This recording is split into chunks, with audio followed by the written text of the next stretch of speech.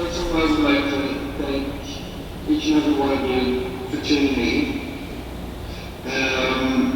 This is a new thing for me, and I'm very happy to be able to be participating here. Of course, I would have rather been there, but the world is now. So, first of all, I would like to start talking about who my father was. Also, in his younger years before he came to Dearborn, people in Dearborn have seen the Dearborn side of him, and he was very well respected and liked. I mean, you couldn't do much more than just like him because he was a lovable figure, always happy, and sometimes full of mischief. When he was younger, before he moved to the States, he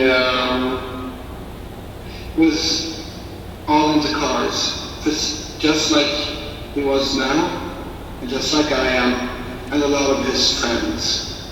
He was one of the early entrepreneurs to start bringing American cars to Sweden, which was completely, let's just say trend-setting at that time.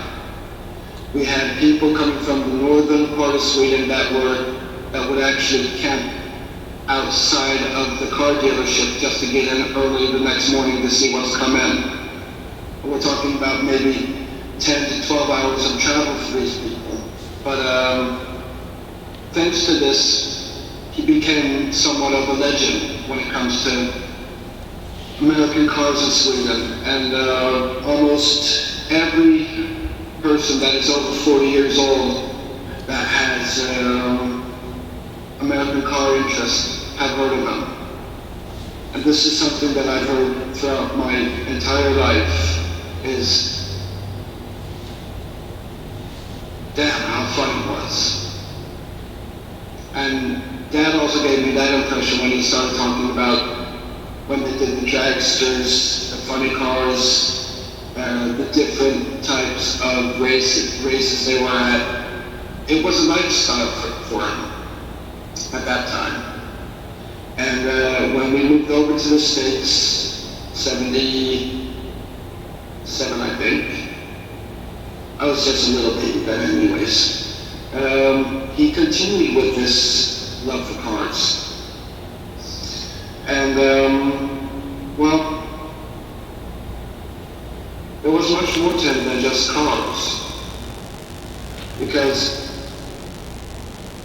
he always showed affection to people, no matter who they were or where they came from.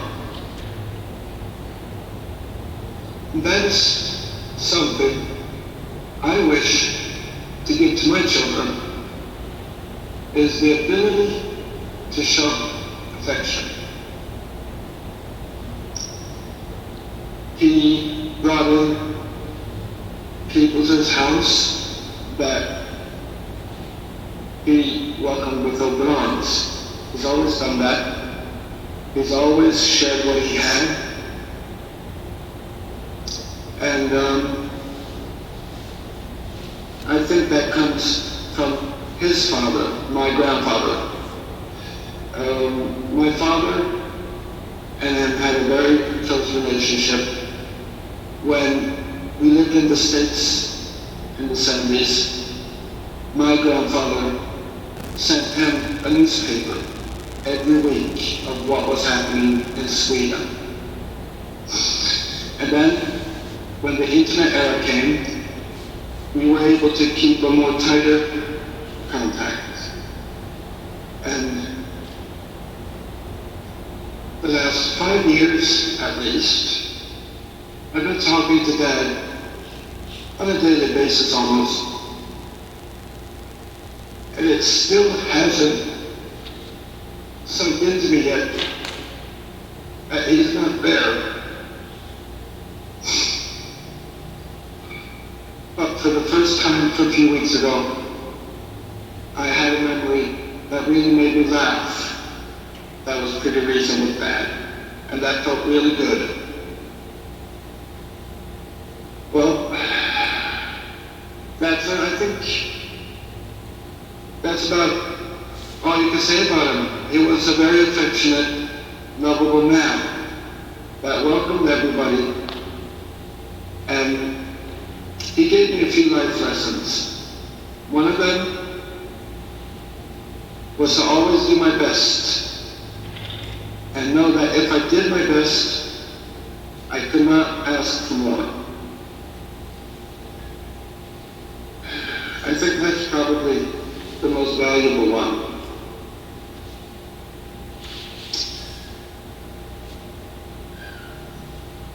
There are 1,000 things I could say of them that you already know, but the most important thing is that when Margaret met my father, or the other way around, my father told me that he had come into contact with a lady on the internet, and I looked at him and I said, "Are you crazy?"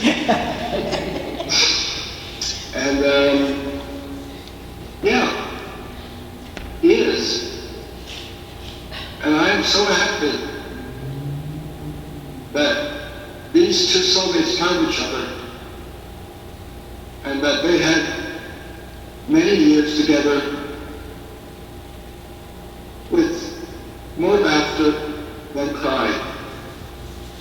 When Margaret married my father on their wedding day, I warned her. I said, "It's going to be a roller coaster." She reminded me of this yesterday. But to be honest, whose life isn't a roller coaster? I know mine has been a roller coaster. And he was always there to help me. That's who he was. Always ready to help someone. Thank you.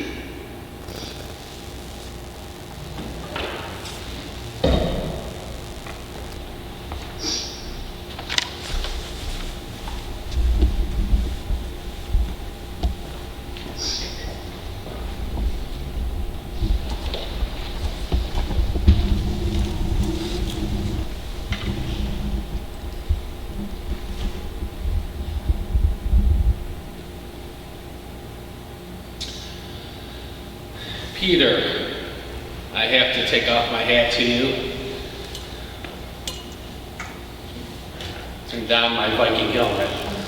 Now, if the lights go off while I'm speaking, it's not because the batteries are low. It's not because I don't know what I'm doing with this particular hat, but it's Peder's way of getting back at me, just for a little bit of a laugh. My name is Thomas McHenry, and I've only known Peder for such a short time, but in that time, he has left me with a lifetime of inspiration. And to those that have crossed Peder's path, he has also left that inspiration to all these other people over at Shamrock Automotive, where we had our auto sales department. The only way I can do this in 5 minutes is to go through 12 adjectives that I would describe Peder's attributes. And at number 12 is magnetic. Peder could lure you in like a Cheshire cat grin. And he had this stultifying demeanor that was unpenetrable. He was an advisor, he was an empathizer, and he was most of all a ball plank.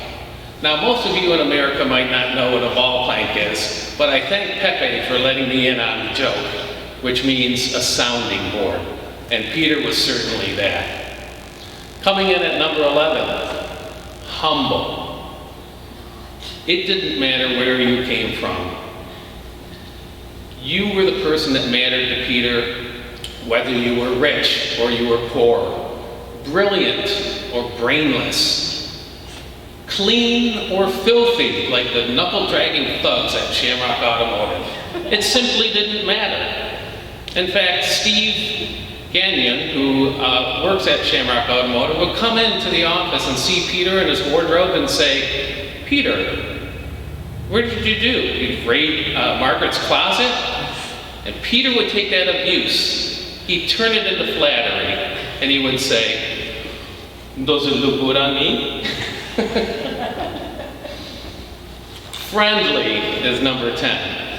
Peder made friends with everybody. You could go to a local restaurant and he would make friends with the dishwasher. It was unbelievable.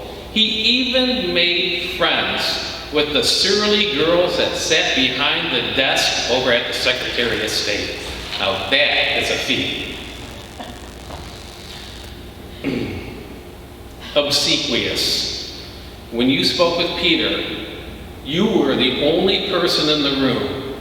You were the one who mattered. You were the person who came first. You were priceless in Peder's eyes. Of course, Peder wouldn't say priceless. He would say unpriceable, amatory. Peder had a way on the phone, and I would just listen to him in his conversations that oftentimes went like this. "Yes, love. Oh, okay, sweetie. Okay, sweetie. No, I'll take care of it. No, don't worry, sweetie. I love you. I love you. Okay, sweetie. Okay, I'll see you soon, sweetie. Okay, I love you. Okay, bye." Ebullient. Peder and I enthusiastically would travel through the bowels of Detroit looking for that holy grail known as the car. And even if we found a piece of junk, he would always remind me, "Tom, don't worry, there's a butt for every seat." Afflatus. Peder was a creative person who came up with all kinds of great ideas. One of those ideas was taking shipping containers and turning them into low-cost, affordable, efficient housing. It didn't quite get off the ground, but I can tell you, today, if you go down into Corktown, Detroit, you will see his fruition being managed right there in Detroit City. There are shipping containers being utilized as low-cost housing in that area. So hats off to him for that. Accepting. Peder was the Ellis Island in human form. He accepted everybody.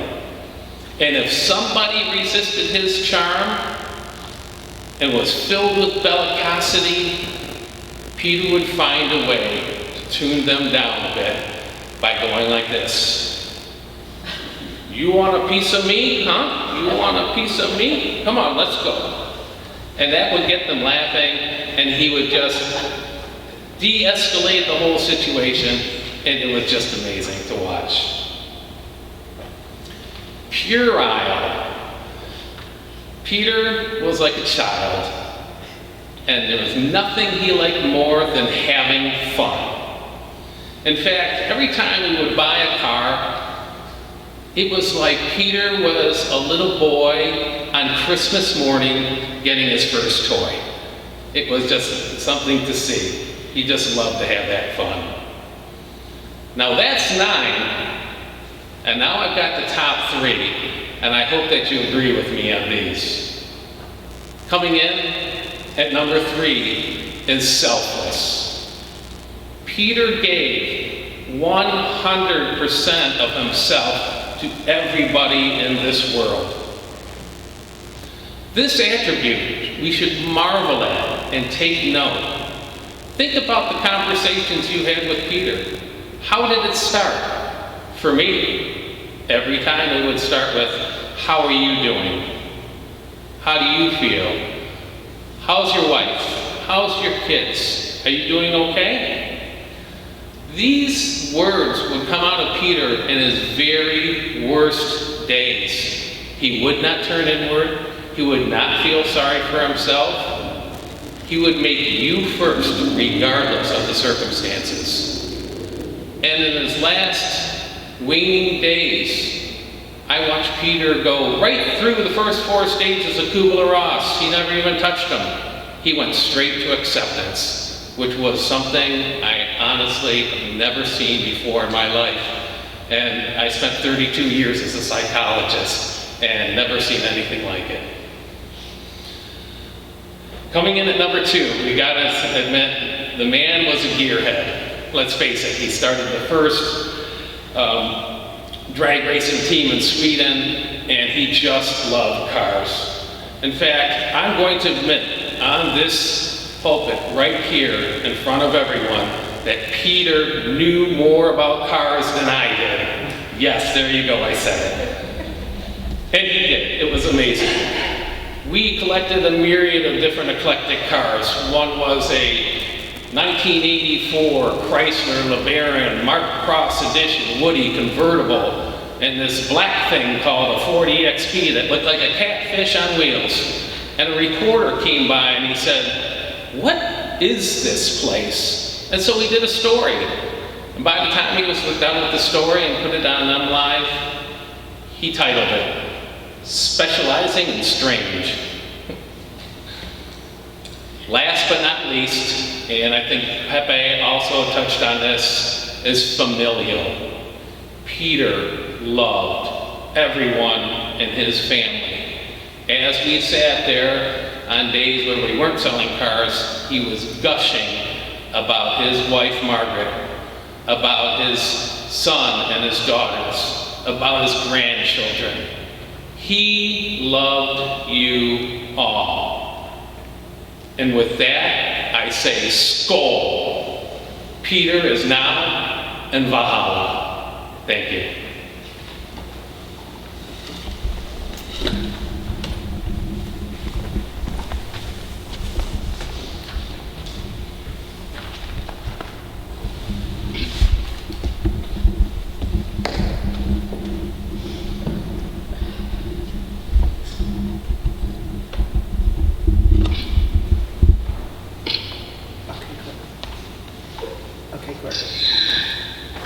Well, so always hard to follow Tom. Hi, my name is Blohm, and I am Peder's oldest daughter. I'm zooming in from Sweden, like my brother, and like the rest of you, I wish that I could be in the church today, celebrating Dad's life. But times being what they are, we're all just doing the best we can. But thank you for being here today. As you may or may not be able to see, I'm dressed like a Viking. My partner and I like to do historical reenactments and things like Ren Fair with our kids, and one that we'd like to attend is Viking Week, which, to nobody's surprise, Dad loved. This outfit was something that, when Dad got his final prognosis and began to make plans for his memorial, he asked that I dress up to represent the family and represent Viking power. It was one of 2 requests that he made of me. Anyone who spent time with my dad these last 10 years knows about Viking power. It was my dad's mantra throughout his entire battle with cancer. When my dad was first diagnosed with cancer in 2013, we were all devastated. The prognosis wasn't good. I just had my first child, and the idea that my dad might not be around much longer to see her grow crushed me. But Dad was determined to fight, and he did. He fought so hard and so long that we had an extra almost 7 years with Dad that we are unbelievably grateful to have gotten. In that time, a lot happened.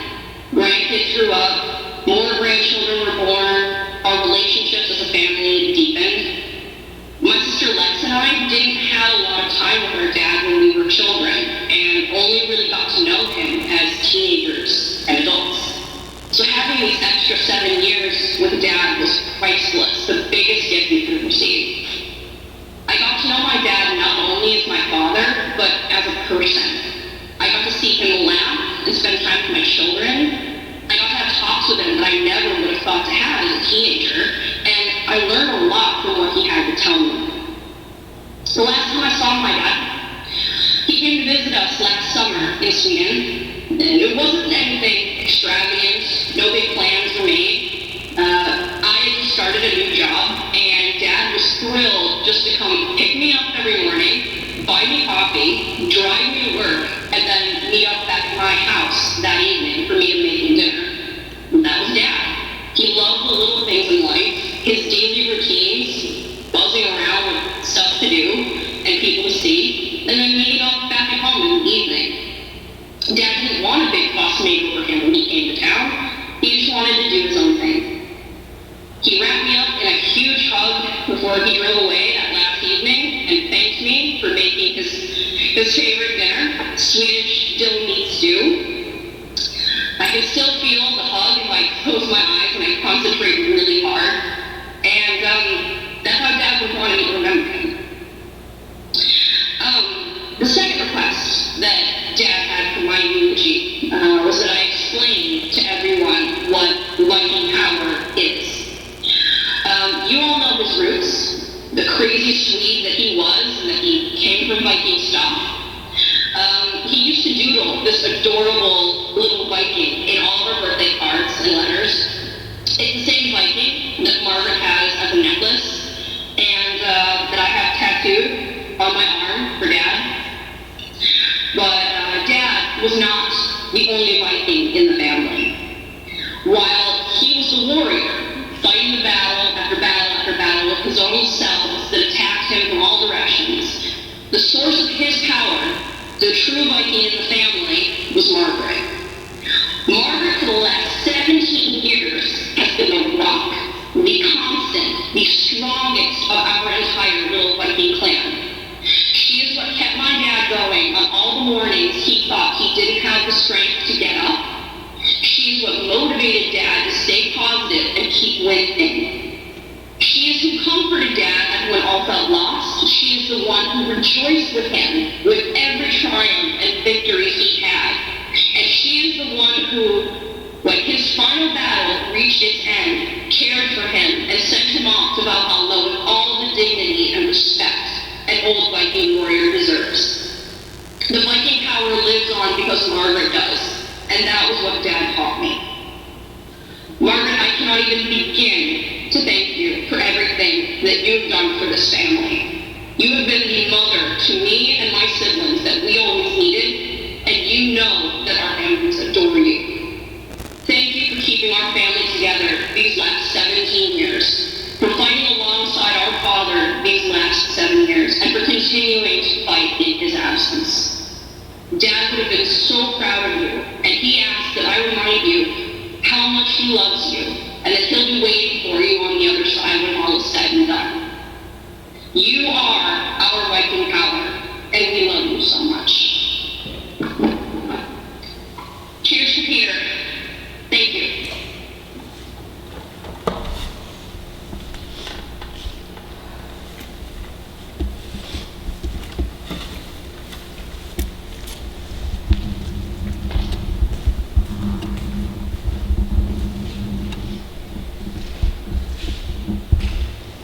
Thank you, Pepe, Tom, and Courtney, for your words, your memories, and your message, and your memories that you've shared with us this morning. And I hope that all who are joining us for this service today will continue to hold on to your memories, for Peder will continue to live on through them. And remember that Peder's life was more than just a memory. All of the good things that we heard about him today, and so many more, will continue to be passed on through all of you, his family and his friends. As one of Peder's friends wrote, "I will miss you, old fart. You succeeded in leaving an indelible mark on so many, from lifelong friends to those who have just met you. We will carry your memory forward." Or maybe as the Apostle Paul said, keep on doing all of the things you have learned and received and heard and seen in me, and the God of peace will be with you.